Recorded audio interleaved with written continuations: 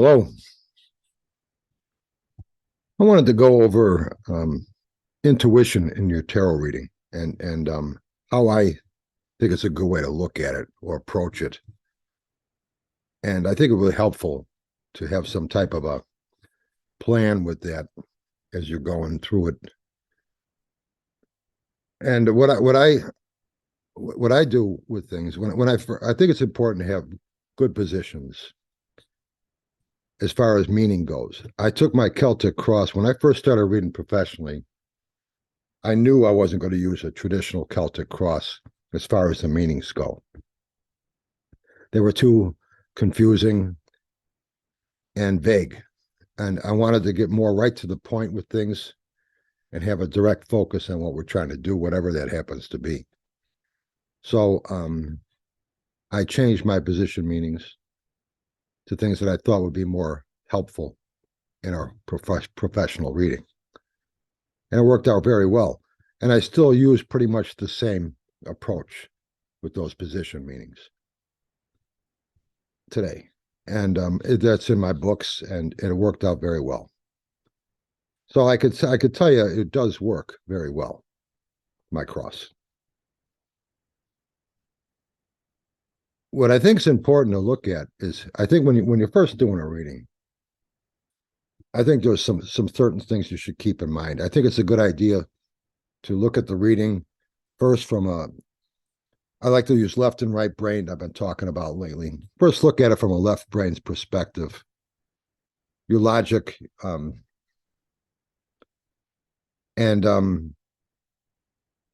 what are we looking at here? You know, and then you can drift off into the right. But I think it's a good approach to start out with. Okay, what are we talking about here? And again, this doesn't work for cold readings. If you're going to be doing cold readings, you're left pretty much in the dark. So I'm talking about people who come up to you with an actual issue of concern, which will be most of your readings if you're a professional. And so are we looking at something that's realistic? Is this client seeing things the right way? Why do they want this particular issue? Why do they want this in their life? Or what are they trying to do here? What do they think it's going to bring them? And how are we going to accomplish it? And how we're going to accomplish it also means what needs to be in place before we move forward, which is when. When do we act on this? So what, why, how, and when are the four attributes that I think are important to keep in mind when you're doing a reading. I don't bother with who and where. You could what, why, how, and when, who and where. Who usually is a factor that's already there, and where, that can come up in the reading as well. Anyway, as far as what, why, how, and when, the way I have it set up. And where isn't really important. Well, it can be, but it's not really an issue as much as what, why, how, and when. So those are the four factors I like to keep in mind. And I also think it's important to take a look at the positions more than the cards that are laid into them. So to have good meanings in those positions before you even throw a card in there, what am I looking at here? And you don't see the positions on the table because you haven't put a card into them yet, but you know in your mind, if you're doing the same spread all the time, which I use a Celtic Cross, I know what those positions are without cards in them. I know what I'm looking into as it pertains to this person. So looking at those positions and thinking, okay, what are we looking at here? What is this person doing right now about it? What actions are they taking? What are they trying to accomplish immediately? What's their first things that they're trying to do? Why do they want this in their life? The purpose of this whole thing. And What do we need to do to get this done? What opportunities do we need to look for in the future here that will help them along? What assets do they have? What do they have going for them, maybe that they're not using right now that they should consider? And our goal really is not destiny as much as it is creating our own future situation here. I like to say failure is not an option either. So no matter what the odds are that this could happen, we're still looking at the best possible approach I can take with this. Might be an uphill climb, but at least we're looking at how we can try. And I feel that that's a good way to go about it. Now, as far as the intuition goes, we're going to go into that with this, with my diagrams here. I'm going to go over the spreads or the spread itself and how I analyze it. I'm going to take the overhead camera onto a diagram of my sheets here, the Celtic Cross, and we're going to pick it apart. And really, I think at that point, what you're looking at, when you start laying cards into those positions, you're still thinking in a rational sense. And you sort of piece it all together in a way that makes sense, what you're thinking. And the cards seem to fit. You interpret the cards in a way that they fit with each other. And then what you do is you look at, so you have a story here now. Now, whatever variables are still there, that's when you start to look at the intuitive side of things. So when I do a reading, usually it's one card, one position, I should say, one position where I'm looking at and say, okay, this is where I'm getting my insight. So if you find one position that you can get intuitive about, I think that's more helpful than trying to be intuitive about the whole reading. I think you're better off saying, okay, I'm seeing things that are on a rational way here. These cards are making sense. I'm telling you what I'm seeing. This, I think you should do doing this way. This, you should be doing that way. And maybe you are doing this. Maybe you are doing that. We're confirming things as we're going along and giving suggestions and advice. Now we look at the variable. There's usually one situation in there. Might be position 7, might be position 5, 3, could be any of these positions, 9. And you look at it and say, okay, now, how can I get intuitive? Now, this is what I need this is what I need now. I have my answers here, except for this one position. This is where that card really starts to, I need to look at it intuitively. What am I seeing here? And I think that that's important to look at. If you could change one position, you'll when you put this all back together as a question at the end, when you put all those positions back into one thing again, you've changed one thing. And that intuitive insight there, that hunch, is where you can really put your focus as far as intuition goes. And I can tell you right from experience that most of my readings will have one position that's intuitive. The rest, I'm not trying to get intuitive about the whole reading. I'm looking at things with a rational mind. I'm looking at things with logic, what makes sense, and have these cards interpreted that way. But that one position, and that position will come to you. You'll say, well, which position here still seems gray? Or where do I see possibilities here? And that we can go do something different. And it'll come to you.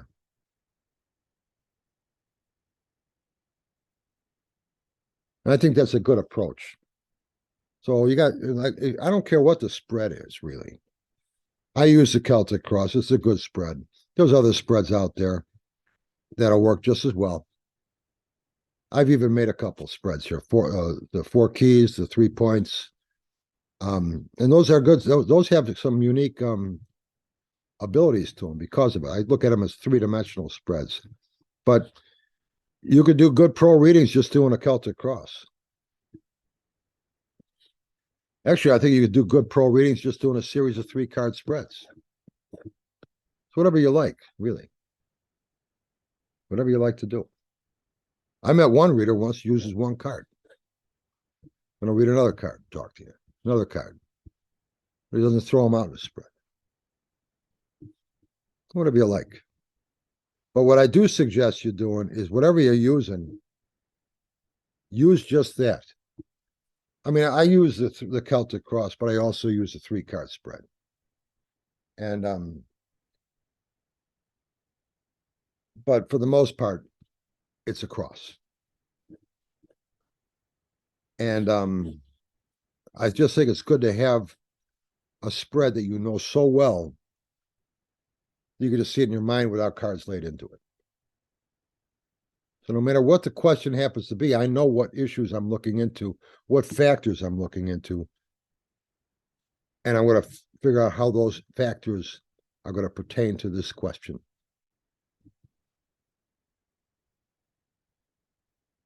And once you start to see something that clear, as far as where it becomes second nature to you, it's very easy to see which one's screaming at you for an intuitive insight.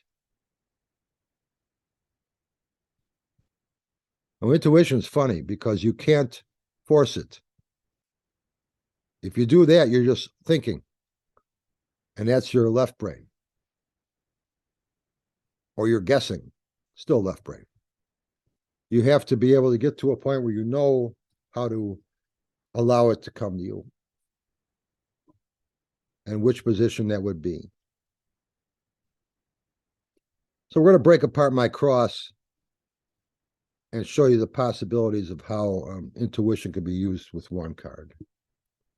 And I'm not going to throw cards out, I don't think, with this, as much as I'm going to be scribbling around on the cross, showing you how one position affects the other, and how an intuitive insight in one position can also affect different areas.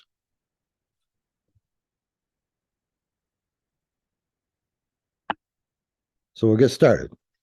I'll put the overhead up, and I'll be right back, so don't go nowhere.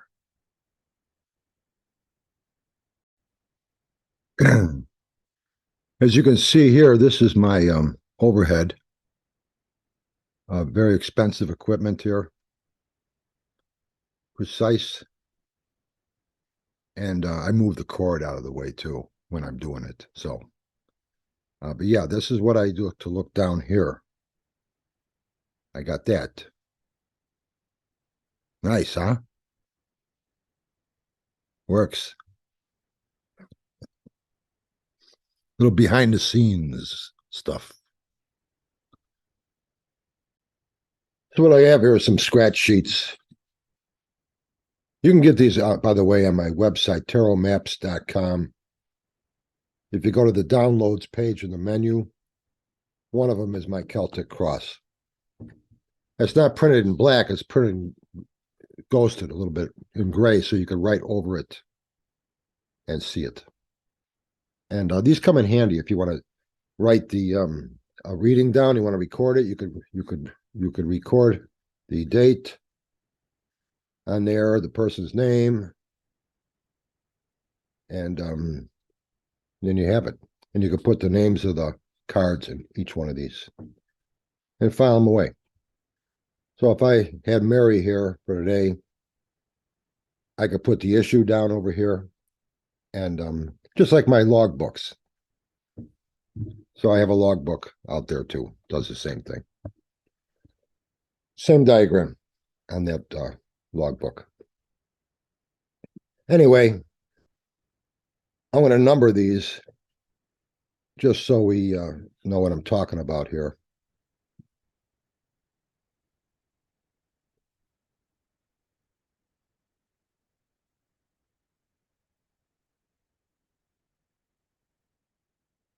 There. That's how I lay it out. So if you have this, if you have a cross, if you I'm using the cross here, I know these positions very well. So in my mind, I could think, well, this is a position 8 situation, or this is a position 9 situation, a 5, whatever. I know that what I'm looking into with my cross is I'm looking at the question itself, numbers 1 and 2, working together.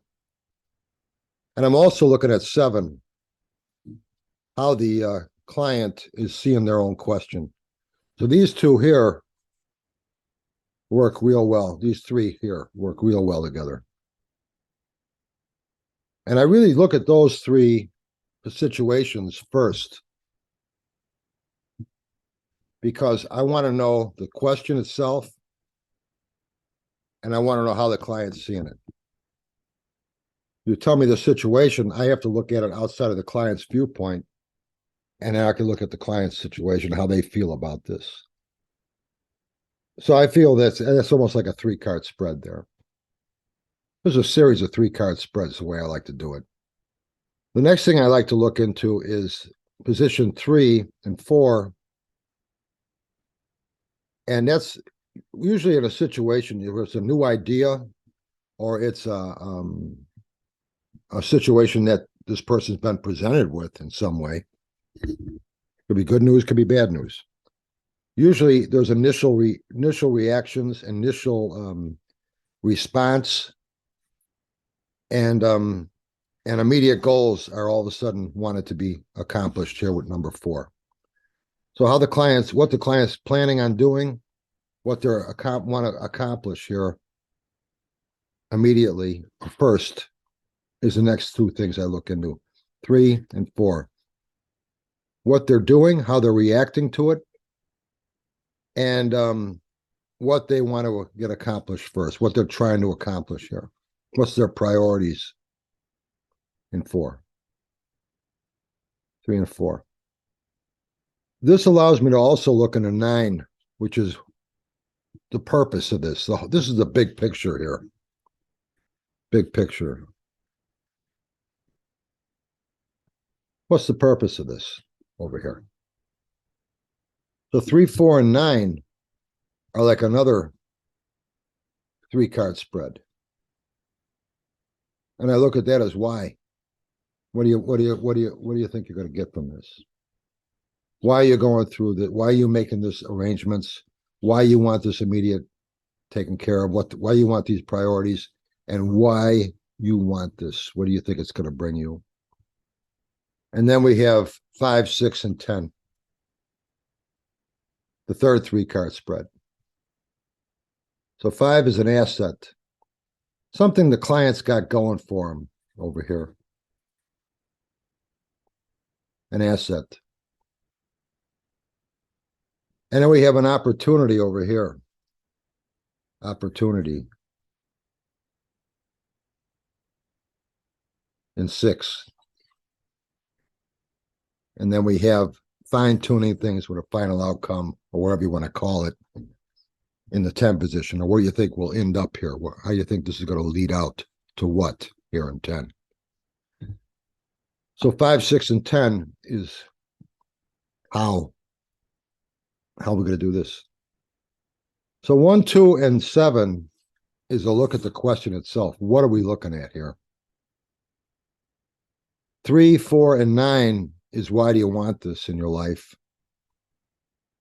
Your initial reaction, which is based on why, usually, and immediate goals, first things first, the first things you're trying to accomplish here in 4. And ultimately, the big picture in 9, the purpose, why. So 3, 4, and 9 are why. And 5, 6, and 10 are how are we going to accomplish this? And at least one position left, 8 over here. And what needs to be in place before we move forward here? You can call that when. You can't act on this until things are in place. Or you can act on this once things are in place. What, why, how, and when. So if you could answer just if one of these in some way that wasn't seen before, that reading was worth it to that person. Now, a lot of this here is going to be rational left brain thinking. You could analyze this question and how the client's seeing their own question and think this is a bad idea. They're not seeing things right. Or you go look at it and say, yeah, this looks fine. This looks good. Maybe the client's looking at a situation that they think looks like a bad idea, but really it's not. This allows me to question the client's viewpoint of their own question. And the fact that we got two cards here in the center instead of one is because it's the question itself we're looking at. It's the question.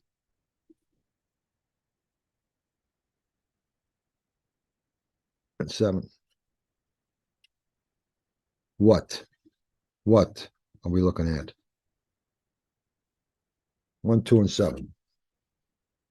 So it allows me to question that about this client's viewpoint and confirm what we're seeing here, and that they're seeing it pretty much what they should be seeing. If they're going through some initial situation here, their initial reaction is upsetting to them, or they're in a panic mode and they think they got to make some drastic move here or something. This number 3 allows us to show them to take a deep breath and we got to slow down a little bit. Maybe their initial goals that they want to accomplish is not a wise idea either. Or maybe their initial goals are good, but they're going about them wrong because their initial reaction here to this situation, they're handling it the wrong way, and they need to reevaluate that. Keeping in mind, overall, everything that they're doing is the big picture of the purpose over here in number 9. So it allows me to question that. Your initial reactions, the things you want to take care of first, your immediate goals, how you're going about taking care of these immediate goals, how you're handling it over here in number 3. What are those immediate goals here in number 4? Are those smart goals? People get nutty sometime. So we can look at that and say, maybe there's a better way to handle this. And we can even look at it and say, well, what are you trying to get out of it with number 9? That helps us clarify what we're doing here. Number 5 and 6 and 10. How? 3, 4, and 9 are why. 5, 6, and 10 are how. How are we going to accomplish this? Then we looked at what is the question. Why do you want this in your life? And how are we going to accomplish it? There's an asset over here. Number 5. Are they using everything that they have to accomplish this? Is there something they're overlooking? Maybe that they would be helpful for them if they put to use. We could look at that and see what we see there and see if they're using everything that they have at their disposal that they can use to accomplish this.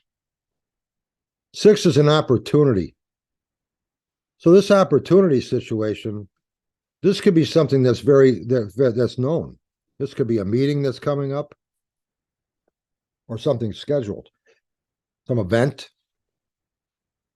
Or we could also anticipate what that opportunity is going to be. Or even if what opportunity is going to show up. Maybe we don't know when it's going to happen, but we know it's going to happen. And we know that this opportunity will show up. We don't know when. Or maybe we know the opportunity is going to be at the company picnic. Or this meeting we had set, we're going to be talking tomorrow. Or we're going to be whatever it happens to be. We might know it. Number 10 allows me to look at things we're not anticipating yet as things progress in this whole thing, basically, but especially with these other two, the asset and the opportunity. I might find something here that's positive that's coming into the picture that I'm not seeing yet. Or I might find another resistance here. More challenges that I'm not aware of at this point. I'm aware of these challenges. This is a surprise thing coming here. I got to prepare for that. This is something that could happen. We got to watch for. Be prepared. Good and bad. And if you are prepared, it helps how are you going to get this done happen a lot better. Number 8. What needs to be in place? Well, this allows me to say, okay, you need to realign number 3 and 4 and make adjustments here before you do any more action. Or maybe everything is in place, and I can say now is the time to act before things change. Maybe you need to develop this asset in number 5 and wait for this opportunity to happen in number 6 before you take action. So you can start to see how these all start to fall into place. Maybe we need to take another look at this question before you do anything at all. Maybe what you're seeing here needs to be adjusted. Your whole direction might change if you have a different look at what we're looking at here, and you see it differently than you did before you sat down with me. I don't make any moves here yet until something's accomplished. So that's how they work with each other. 1 and 2, 7. The question itself, how the client sees their question. Well, how can they see it differently? This allows us to look at that. 3, 4, and 9. When this came up in their life, how did they act to it? How did they react? How did they respond? Did they respond with anger, surprise, shock, hopeful? What was their response? Are they maybe they're, don't get your hopes up here. Maybe you're just looking at something too optimistically and making these plans and moving forward with something that you don't really know for sure is going to be there yet. And will it give you number 9? If it doesn't, that's okay. You might still want to do this anyway, but remember, it's not going to be giving you this. Maybe it will, but we could check that. We could find out if it's going to give us this. 5, 6, and 10. You need to develop this asset. You need to use it. Maybe you don't think it's worth anything. Maybe you just forgot you have it. Maybe it's something you should keep in mind as you move forward with things. I can do this because of this. I'm in a good position. I have influence with this person over here, or I've been involved with this type of thing before, experience, or I know this over here. Something here, there's an asset you have that we got to make sure you're aware of when this opportunity comes. Opportunities come every day to us. We're going to find one here that you got to watch for. And when that opportunity comes in number 6 position, you'll be ready for it and you can grab it. This asset in number 5 might be very helpful for you when you do that. Make sure you might find some other good news coming along the way as you move forward with this opportunity too in number 10. Things might start to really show promise here if you move with number 6, opportunity. Or as you do move with the opportunity of 6, you're going to find more resistance. Be ready for that because you've taken it to another level now. And that means different circumstances are going to be there with more headaches. That's what we're looking at here. As we progress forward, something more is going to come. And this one card, one position all by itself, helps us know what we need to do first before we act. New alignment over here with our question. New initial actions and before we move forward. Developing our asset, making sure this opportunity comes before we move forward. Something. Now, here's the thing. All of this can make perfect sense using left brain thinking.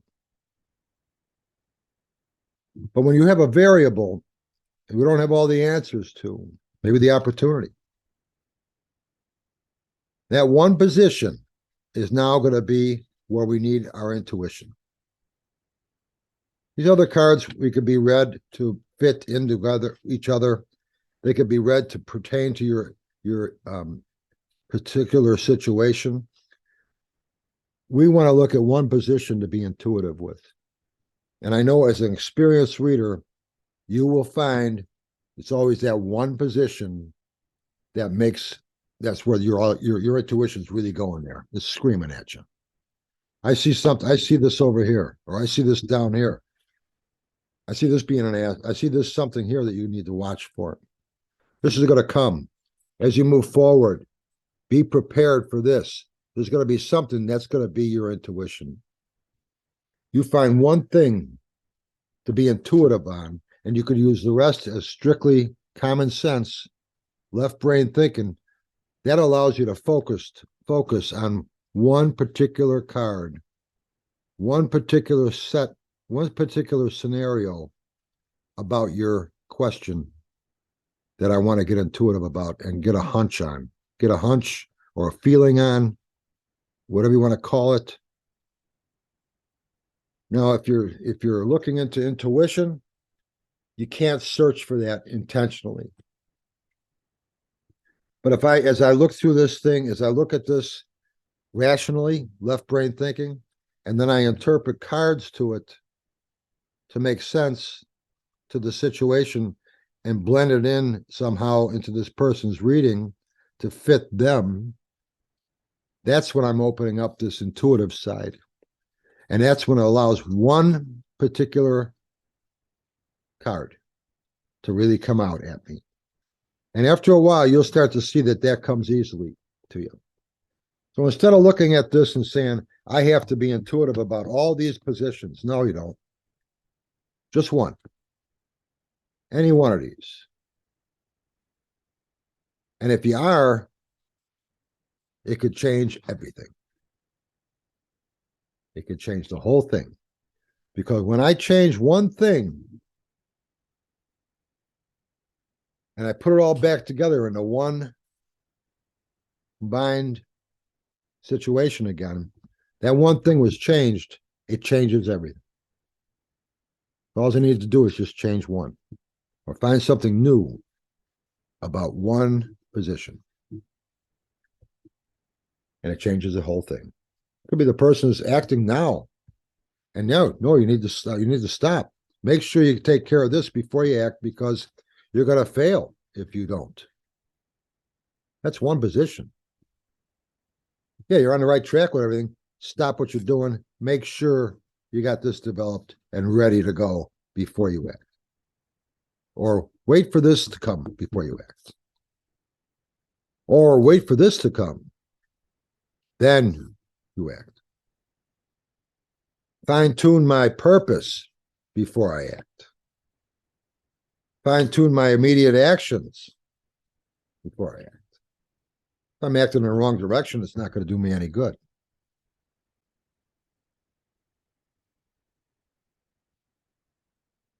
So this allows me to look at the question rationally first, logic, and then interpret the cards, which is going more into imagination. But then intuitive side, you're going to watch. That's where you're going to get one position. It's going to really come out. And if you can get intuitive about any one of these aspects, they're all important.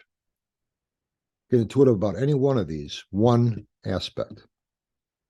That's when it really can make a difference. I would suggest playing around with these and see if you find a a reading where this happens with you, where you can see one card, one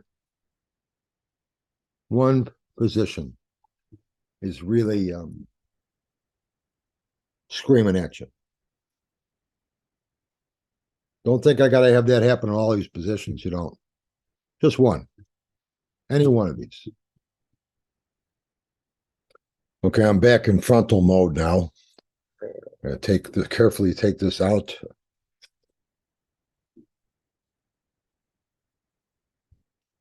Don't want to scratch this.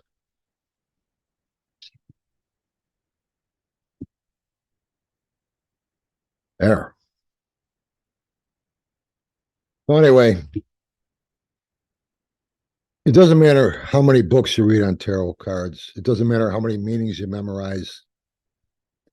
What's really important is that you have good aspects of a question you're looking at, and you have a card spread. At least as far as I'm concerned, you have a card spread that would be useful to look into those aspects no matter what the question is. And if you're going to just find one aspect that you can change in some way that'd be helpful to that client, as far as I'm concerned, you're doing a pro reading. And all you need is one card. You might have intuition on all 10 cards. You might have intuition coming as a group of the cards. Or you might have one card just screaming at you over here in that position right there. So that's where we got to focus right there. And it'll come to you. If you look for it, you're guessing and you're thinking and you're using the left brain thinking. But when you just go through a reading and you go through those steps like we were just showing, then you're not thinking about, okay, I got to get intuitive now. You're just welcoming it to come to you. And then when it does come, you spot it. You say, okay, that's it right there. So you have to set up a situation where it can come to you without you thinking about it. And I think that's a good way to do it. So it's worked for me. So give some advice. And you watch as you go through the reading, intuitively things will start to come to you. A hunch here, there, and you'll start to be able to spot it when it does. That's insight. That's insight there. This is here. This is what's important right here. Might be a few things on the table. Might just be one. But it could change everything for that person's situation. Another thing I really think helps you learn the tarot is the interaction with other readers, which is why I like the tarot gathering we do monthly. And it's Valentine's Day this month, the 14th of February. All are welcome. You really learn a lot by interacting with other readers, sharing ideas, and you find out where you're at, and you get insight and other ideas from other people. That's how you really learn, I think. Like I said, you can read all the books you want, but you got to get out there in that world. So anyway, I hope you like this. Keep throwing cards. We'll talk soon. Bye.